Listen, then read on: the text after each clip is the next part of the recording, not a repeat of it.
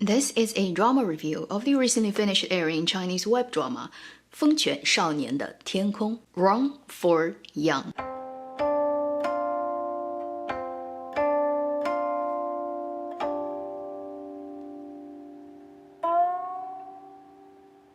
Hi, you're watching Avenue X, where junkie and good storytelling shares their thoughts, knowledge, and occasional weird ideas on stories and how they're told. 风犬少年的天空 Wrong for Young is a 16-episode web drama that's exclusively being aired on Bilibili. It is also Bilibili's first ever self-made live-action drama. If you have never encountered Bilibili, well, it's pretty much China's YouTube. It hosts a lot of video content that are mainly user-generated. In 2020, it has finally ventured into the drama land. For that one thing, this drama is a very special project. 风犬少年的天空 literally meaning wild dog-like youngster's sky. Yeah, it's based on an IP novel, and the drama is directed by 3 directors working together: 张一白、韩延、李炳强. The writer of the drama is also the writer of the original novel, who is writing under the name Li Zeling,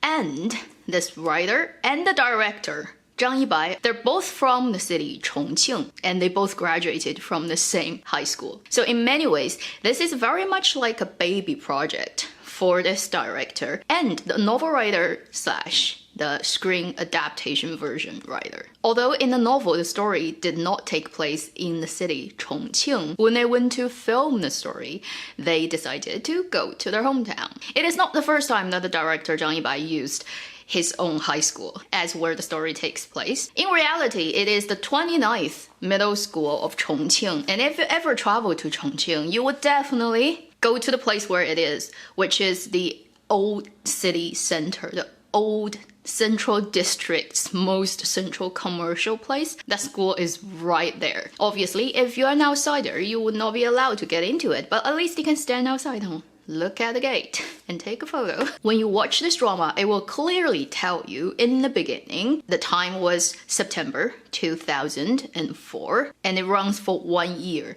which is the last year of our core cast's high school experience. But the thing is, if that's actually 2004, a lot of the landscape, a lot of the landmarks that you will see of the city Chongqing in this drama did not exist at that time. For example, in this shot, looks really epic, but I have to tell you, that bridge didn't got built until 2006 or 7. And the Hongyadong, that is now so famous in all kinds of China traveler YouTubers videos, did not get renovated and look like that at that time. They pretty much just shot what Chongqing looks like now and then pretend it was 15 years ago. This drama is led by quite a few young people. Peng Yuchang, 张静怡, 周一然, 梁静康, trying to remember all their names, 张佑浩, 郭成, 周游. To quickly explain what their relationships are, among those 7 young people, 4 of them grew up together. They know each other in and out, and they are also in the same high school. Then 2 new students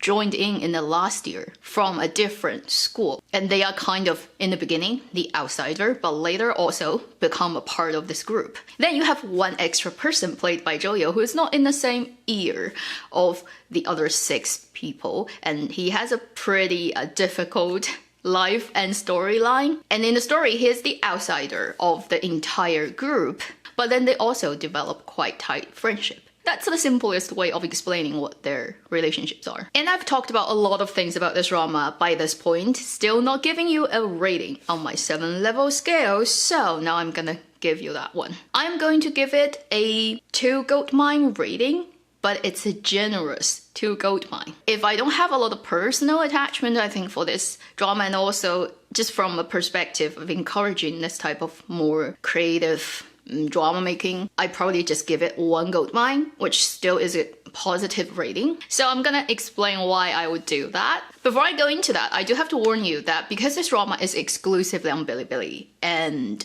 there really is nowhere else that you can watch it. I mean, legally, unless you're on Bilibili, and it doesn't come with English subtitle. It's kind of challenging because it also is very heavy on dialect. For non-Chinese speaking audience, this is a very hard drama to enjoy, but definitely worth keeping on your watch list. So the first thing I think that comes across very strongly right from the beginning is this is a super stylish youth drama. From the editing style, the acting style, the cinematic look, the sound, everything, it is quite different from most of the almost like made in factory, very standard, very similar high school sweet romantic drama.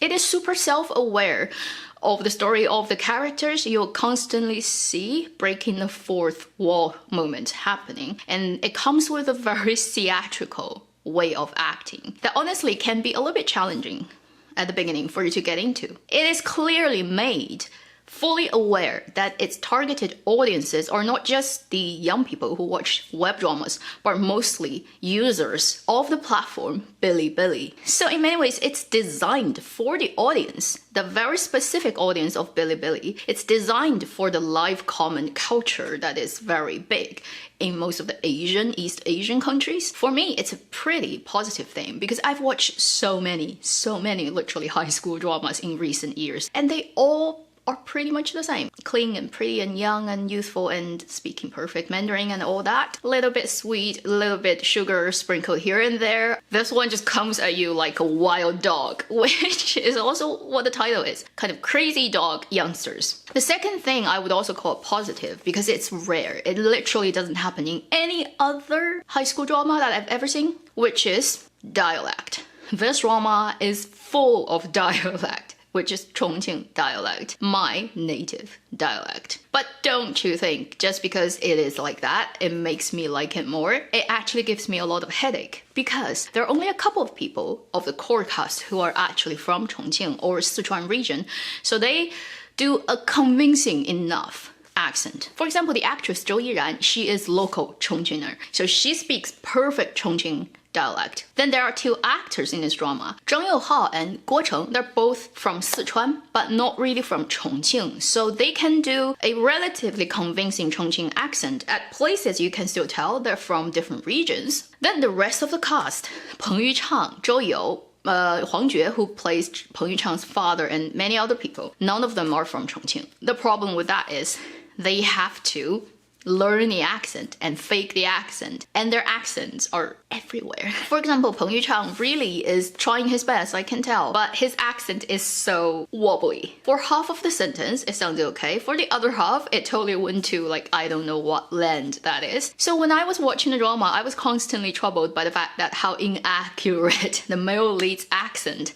who's supposed to be a local born, local growing up Chongqinger, like how wobbly that accent is. And his father doesn't help, like Huang Jue's accent is worse. It took me about 5-6 episodes for me to fully accept and kind of screen that off. Those things bring me out of the story, but I think if you're not like me from the local place, it would be actually quite interesting to watch this drama because since the beginning of making this channel, which is 2017 March, for me, I haven't watched one Chinese drama of this genre, or even like in general, all kinds of genres that would use accent, dialect so extensively. I encourage more works to take on that approach. The third thing that is really a positive for this drama is the acting quality overall is quite high standard. Within the genre of contemporary high school youth drama, very good acting. Each character is very clearly defined, very different from each other. They have their own mannerism, their way of talking, their particularity. That is very theatrical and dramatized to a point, but still comes across quite naturally. Peng Yuchang definitely stand out. He is one of the most talented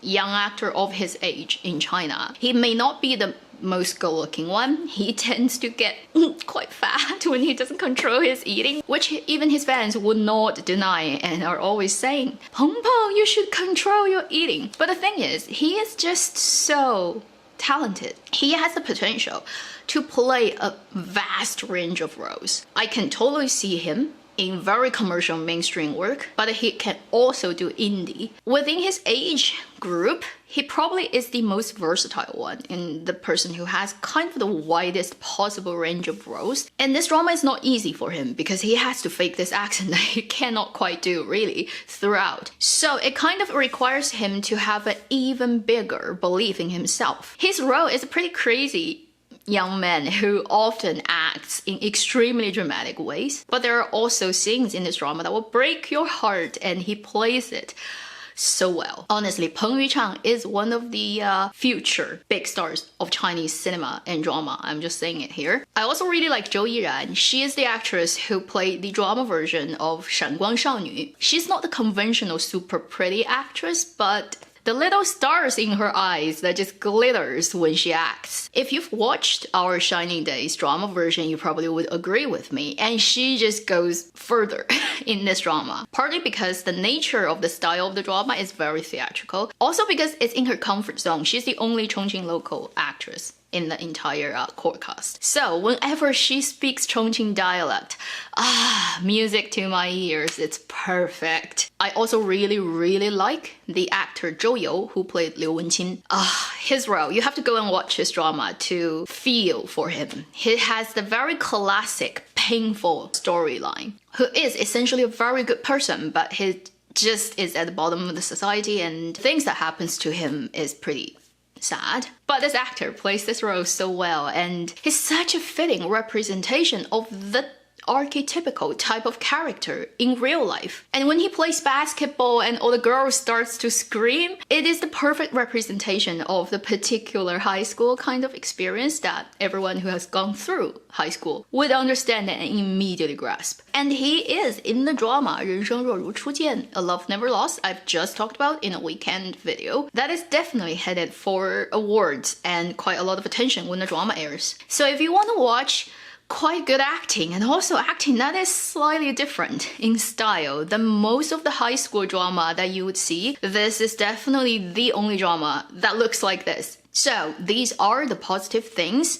in my opinion, that makes Wrong for Young a drama that's worth your time. Now, let's talk about the things that may turn you off. I kind of already talked about them, but I want to mention them. It's pretty much like two sides of the same coin. The first thing being, it is really dramatic and theatrical. So don't expect super daily, normal kind of style acting or editing or storytelling. This is designed for overboardness, if that's a word, most of the time. The good thing is it's pretty consistent. Once it decided what it will look like, they really execute that to the end of it. But you do have to give it time if you are not used to this type of storytelling style. And also if you are a person who is big on stuff being realistic, this is not one of those dramas. There's a lot of made up things in this drama. That is more like the writer's reinterpretation of their youth or their imagined youth that did not take place. Don't know if that explains what my feeling is. For example, the students who go into marathons and the students who come together to create a dream, that type of thing. It's very the young, hot blood